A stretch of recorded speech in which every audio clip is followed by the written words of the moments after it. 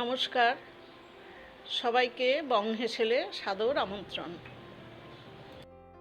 আজ আমি কাচকি মাছের চচ্চড়ি রান্না করেছি। ধরনের সবজি নিয়েছি এই চচ্চড়িটার মধ্যে: আলু, বেগুন, কচি ডাঁটা এবং মূলো।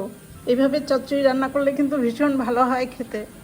এই কাচকি মাছ ভীষণই সফিস্টিকেট, একে খুব যত্ন করে রান্না করতে হয়, তা নাহলে একদম ভেঙে মিশে যায়। আর মাছগুলোতে কোনো কাটা বোঝা যায় না, তাই মাছগুলো চচ্চড়ির সাথে একসাথে মিশে থাকে এবং ভাতের সাথে মেখে একসাথে খাওয়া হয়ে যায়। একদম মশলা ছাড়া এরকম সুস্বাদু চচ্চড়ি আপনারা একবার করে খেয়ে দেখুন, অবশ্যই ভালো লাগবে। এখন আমি দেখাবো এই রান্নাটা আমি কিভাবে করলাম। চচ্চড়িটা রান্না করবার জন্য আমি 4 রকমের সবজি কেটে নিয়েছি। আমি এই সবজিগুলো দিয়েই মাছের চচ্চড়িটা রান্না করব। দুটো ছোটো সাইজের আলু খুব পাতলা পাতলা করে কেটেছি, কারণ কাচকি মাছগুলো ভীষণ ছোট হয়, সরু হয়। সেজন্য সবজিগুলো খুব ছোট করে না কাটলে, সরু করে না কাটলে মাছের সাথে ভালো রান্নাটা মিলবে না। আলুর সাথে দেখুন কাটোয়ার ডাঁটার মাথার দিকটা একটুখানি এরকম করে নরম জায়গাগুলো আমি এগুলো এরকম সরু করে কেটেছি। এই ডাঁটাটাও এই রান্নার মধ্যে দিলে কিন্তু খুব ভালো লাগবে। আর একটা খুব ছোট সাইজের মূলোটাও দেখুন ঝিরিঝিরি করে কাটা। আর বেগুন নিয়েছি, এটা মাঝারি সাইজের বেগুনের 2/3 বেগুন কেটে নিয়েছি। এই বেগুনটা কিন্তু অতটাও সরু করে কাটিনি, কারণ বেগুনটা খুব তাড়াতাড়ি গলে যায়। এই সবজিগুলো দিয়ে আমি চচ্চড়িটা রান্না করব। চচ্চড়ির মধ্যে দেখুন এই 350 গ্রাম কাচকি মাছ আছে। এই কাচকি মাছগুলো দেখুন কত ছোট ছোট হয়। বাজার থেকে আনার পরে এই মাছটা খুব ভালো করে ধুতে হয়, 4-5 বার জল পাল্টে পাল্টে ধুতে হবে, দরকার হলে আরও বেশি ধুতে হবে, কারণ এই মাছগুলো কাটা যায় না। যতক্ষণ জলটা একদম পরিষ্কার না বেরোবে ততক্ষণ এই মাছগুলো ধুয়ে আমি লবণ হলুদ মাখিয়ে রেখেছি। আর নিয়েছি 2 পেঁয়াজ। এই পেঁয়াজটাও আমি এরকম লম্বা দিকে পাতলা করে সরু করে কেটে নিয়েছি। এবার রান্নাটা শুরু করেই আমি প্রথমে এই মাছগুলো ভালো করে ভেজে নেব। খুব বেশি কড়া করে ভাজতে হবে না, একটু সাবধানে ভাজতে হবে, তা নাহলে মাছগুলো একদমই গলে যাবে। এই মাছগুলো ভাজবার জন্য আমি গ্যাসের উপরে মিডিয়াম টু হাই ফ্লেমে পরিমাণ মতো সরষের তেল দিয়ে তেলটা খুব ভালো করে গরম করে অর্ধেকটা মাছ দিয়ে দিয়েছি। সাবধানে মাছগুলো একটু আমি এপিট ওপিট করে নেব।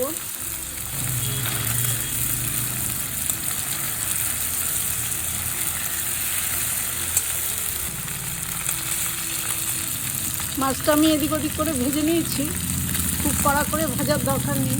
এখন এই মাছ কটা আমি তুলে বাকি মাছ কটাও ভেজে নেব। মাছ ভাজাগুলো তুলে নেওয়ার পর আমি মিডিয়াম আঁচে আবার কড়াইতে 4 টেবিল চামচ সরষের তেল দিয়ে দিয়েছি। তো তেলটা আমি বেশি দিয়েছি কারণ অনেকটা সবজি এবং মাছ আছে। এবার কেটে রাখা পেঁয়াজগুলো আমি তেলের মধ্যে দিয়ে দিলাম। এবার পেঁয়াজটা আমি একটু ভালো করে ভেজে নেব। পেঁয়াজটা আমি 2 মিনিট সময় নিয়ে ভেজে নিয়েছি, এর থেকে বেশি ভাজার দরকার নেই।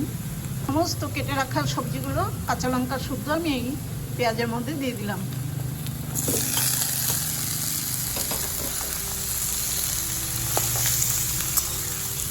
এবার সবজিগুলো আমি তেলের মধ্যে ভালো করে কষিয়ে নেব। সবজিগুলো কষাতে কষাতে আমি 1/2 চামচ লবণ দিলাম তরকারিটাতে যতটুকু লাগবে, আর 1/2 চামচ গুঁড়ো হলুদ আর লবণটা এবার ভালো করে মিশিয়ে দেবো। চচ্চড়ির সবজিগুলো দেখুন অনেকটাই মজে যাচ্ছে। লবণ হলুদ দিয়ে আমি সবজিগুলো আরেকটু ভাজা ভাজা করে নিলাম। এবার খুব সামান্য একটু জল দেব, কারণ খুব বেশি জল দরকার হবে না। দেখুন একদম সবজির তলায় জলটা রয়েছে, খুবই কম জল দিয়েছি। এবার আঁচটা একদম লো করে দিলাম, আর আমার ভেজে রাখা মাছগুলো এর ওপর দিয়ে দেবো।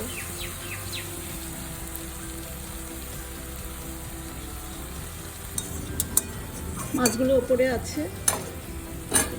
এবার রান্নাটা আমি একটু ঢাকা দিয়ে দেবো।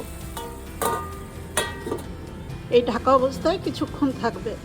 প্রায় 5 মিনিট পর আমি ঢাকাটা খুলে দিচ্ছি।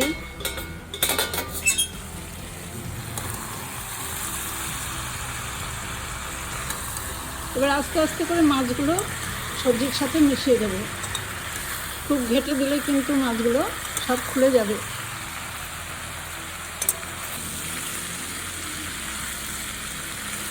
দেখুন নিচে কিন্তু জল নেই, কাজে আমার রান্নাটা প্রায় হয়ে গেছে। সবজিগুলো ভাজা ভাজা হয়ে গেছে। আঁচটা এখন লো টু মিডিয়াম করে দিয়েছি। সব শেষে দেখুন আমি 1 মুঠো ধনে পাতা এর উপর দিয়ে ছড়িয়ে দেবো। ধনে পাতাটা খুব ছোট করে কেটে নিয়েছি। এই ধনে পাতা এর উপরে দিয়ে দিলাম।